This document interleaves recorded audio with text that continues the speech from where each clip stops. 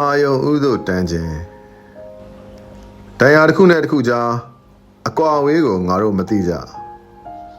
ပြောတရားတစ်ခုခုဆိုလဲတို့တွေမျှော်လိုက်ကြ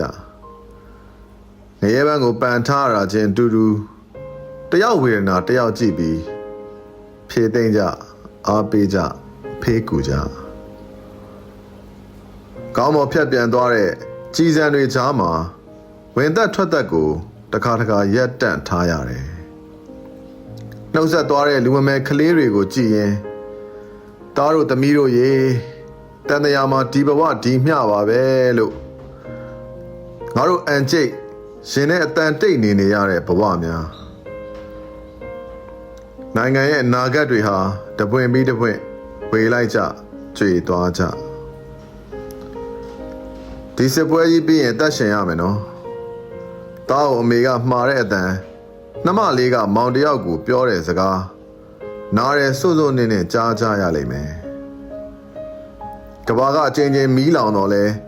တားတော်ချမနေရက်တဲ့တန်ရောစင်တွေနဲ့တို့ဟာရည်ရင်ကိုမောင်ရင်နှမလို့တူးကိုတူးထွေးဖက်ကြရအောင်မှာထွေးဖက်နေကြရတာနေဝင်ချိန်တွေတဲ့မျော်လင့်ချက်အာယုံဦးကို